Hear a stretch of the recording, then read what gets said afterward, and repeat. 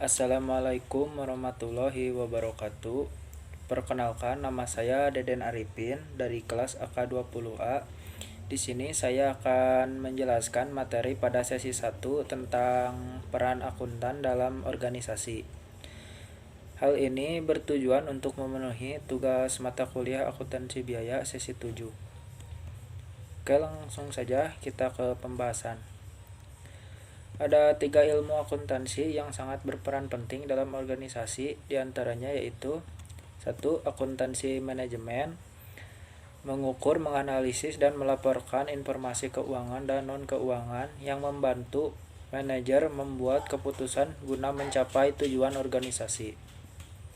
Yang kedua, akuntansi keuangan, mengukur dan mencatat transaksi-transaksi bisnis, serta menyajikan laporan keuangan yang disusun berdasarkan pada prinsip-prinsip akuntansi yang berlaku umum. Dan yang ketiga, ada akuntansi biaya. Merupakan bagian dari akuntansi keuangan dan akuntansi manajemen, karena akuntansi biaya bertujuan untuk memenuhi kebutuhan informasi bagi pihak luar dan pihak dalam perusahaan, bukan berdiri sendiri di antara akuntansi keuangan dan akuntansi manajemen. Beberapa perbedaan utama antara akuntansi manajemen dan akuntansi keuangan. Akuntansi manajemen bertujuan untuk mengambil keputusan, sedangkan akuntansi keuangan mengkomunikasikan posisi keuangan. Pemakai utama akuntansi manajemen yaitu manajemen internal, sedangkan akuntansi keuangan manajemen eksternal. Fokus dan penekanan, akuntansi manajemen berorientasi pada masa depan, akuntansi keuangan berorientasi masa lalu. Aturan pengukuran dan pelaporannya, akuntansi manajemen yaitu biaya manfaat, sedangkan akuntansi keuangan GAAP. Rentang waktu dan jenis pelaporannya, akuntansi manajemen bervariasi, sedangkan akuntansi keuangan tahunan atau kuartal.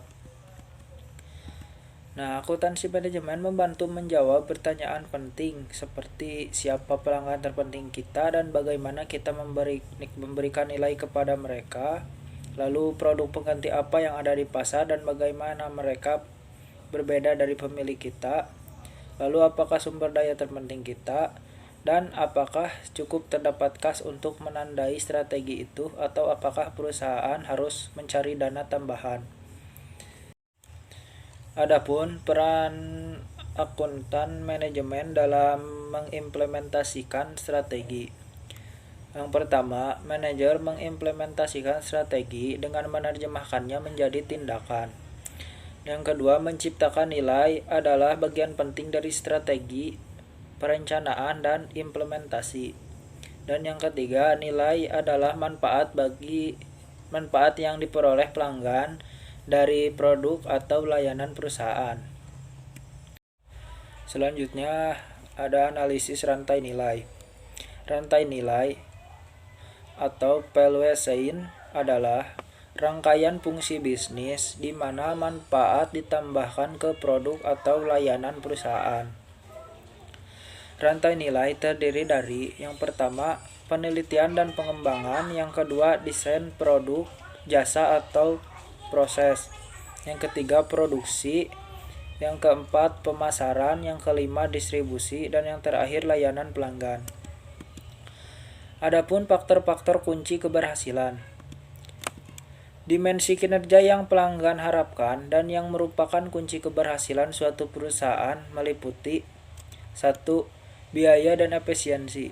Perusahaan menghadapi tekanan yang terus-menerus untuk menurunkan biaya produk atau jasa yang mereka jual. Yang kedua ada kualitas. Pelanggan mengharapkan mutu pada tingkat yang tinggi. Yang ketiga ada waktu.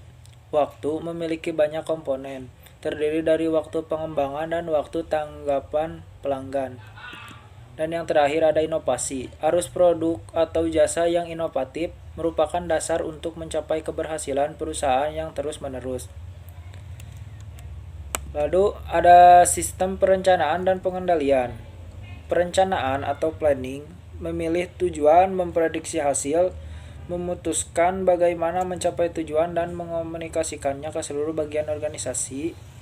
Selanjutnya ada anggaran atau budget, alat atau alat terpenting dalam perencanaan. Pengendalian atau kontrol mencakup tindakan yang mengimplementasikan keputusan, perencanaan, memutuskan cara mengevaluasi kinerja, dan memberi umpan balik ke organisasi. Peran akuntan manajemen. Yang pertama ada pemecah masalah, yang kedua scorekeeper atau pencatat nilai, dan yang ketiga ada pengarah perhatian. Panduan penting akuntan manajemen. Yang pertama, pendekatan biaya manfaat, cost benefit approach, biasa digunakan. Manfaat pada umumnya harus melebihi biaya sebagai aturan keputusan dasar. Yang kedua, pertimbangan perilaku dan teknis. Kemanusiaan dilibatkan dalam keputusan, tidak hanya uang.